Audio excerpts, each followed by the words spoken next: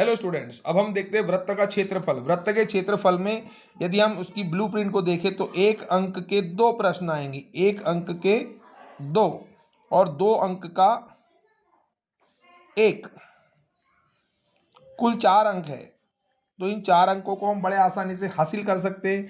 आइए देखते हैं कैसे करेंगे। इसके अंदर एक तो हमें याद करना है वृत्त का क्षेत्रफल। वृत्त का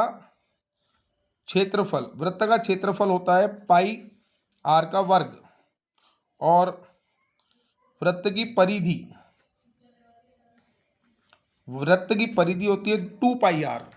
ये दो ऑब्जेक्टिव्स हमारे बिल्कुल आसानी से हम कर सकते हैं। एक होता है वृत्त का त्रिज्याखंड। वृत्त का त्रिज्याखंड में वही पाई आर का वर्ग लिख देना है, साथ में थीटा बटे में 360 लिखना है। ठीक है।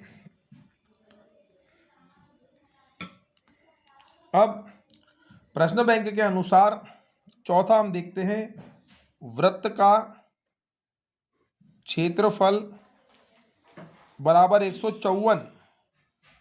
तो परिमाप क्या? यहां से हम पाई आर का वर्ग बराबर 154 लिखते हैं। आर का वर्ग बराबर 154 गुनी 7 बटे 22 यानी 7। आर का मान 7। परिमाप हो जाएगा 2 पाई आर बराबर 2 गुणित 22 बटे 7 गुना में 7, 7 7 कैंसल बराबर 44। ये इसका हल है। इसका डायरेक्ट आंसर परिमाप यदि हमें निकालना है तो हम डायरेक्ट आंसर लिख सकते हैं, क्योंकि यहाँ त्रिज्या का मान 7 है। परिमाप निकालना है, यहाँ त्रिज्या का मान 7 है, तो हमारा परिमाप आएगा 2 गुणित 22 बराबर 44। ये हमारा आंसर है। मैं फिर आपसे निवेदन करूंगा कि इन आंसरों को बहुत अच्छे से याद कर ले, ध्यान रखें, बड़े आराम से हमारे प्रश्न हो जाएंगे, कोई दिक्कत नहीं है। ये लिखता है वृत्त का क्षेत्रफल बराबर परिमाप। अब वृत्त का क्षेत्रफल होता है पाई आर की घात 2, परिमाप होता है 2 पाई आर। पाई से हमने पाई को काट दिया, एक आर से एक आर को काट दिया, तो हमें आर का मान क्या प्राप्त हुआ? 2 मात्रक। तो हमारा उत्तर आएगा आर बराबर 2 मात्रक। इस तरीके से ये हल हम कर सकते हैं। इसके बाद में हम थोड़ा सा आगे बढ़ते हैं। यहाँ पर पी वाला एक प्रश्न दिया गया है। पी बटे 360 गुणित पाई आर का वर्ग हमें पता है। यदि हम इसमें 2 का गुना कर देते हैं, 360 में नीचे 2 का गुना और ऊपर 2 का गुना कर देते हैं, तो हमारा उत्तर हो जाएगा P बटे 720 गुणित 2 पाई आर की घात 2। ये हमारा उत्तर है। तो ये जो उत्तर है ये आपका ऑप्शन में है। इस प्रश्न के आने की पूरी पूरी संभावना है, इसलिए इस उत्तर को आप जरूर से जरूर अच्छे से कर लें। आगे चलते हैं। वृत्त की परिधि 2 पाई आर, बिल्कुल सही है। अब हम 2 मार्क वाले प्रश्न करेंगे। 2 मार्क वाले में एक पहला प्रश्न है, प्रश्न क्रमांक 6वां। आपकी प्रश्न बैंक में प्रश्न क्रमांक 6वां है। वृत्तों की त्रिज्याएं 19 सेंटीमीटर और 9 सेंटीमीटर है। ठीक है। तो उस वृत्त की त्रिज्या ज्ञात कीजिए। उस वृत्त की त्रिज्या जिसकी परिधि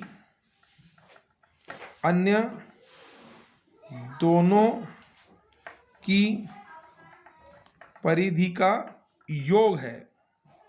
देखिए बड़े आसानी से हम इसको लिख सकते हैं 2 पाई, ये 19 धन 19 बराबर 2 पाई, और यहाँ हमने लिख दिया आर। 2 पाई से 2 पाई को काट दीजिए, आपकी त्रिज्या आ जाएगी 19 धन 9, 19 और 1 20 और 8 28। आपका उत्तर आ जाएगा 28 सेंटीमीटर। बस इतना ही इसमें करना है। आप देख सकते हैं वृत्तों की त्रिज्याएं हमको दिए, दोनों को जोड़ देंगे, हमारा उत्तर आ जाएगा।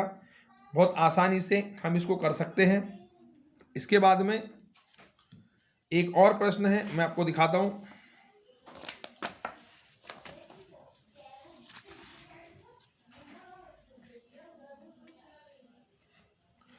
इसमें लिखता है प्रश्न क्रमांक 7 है। प्रश्न क्रमांक 7 में लिखता है वृत्तों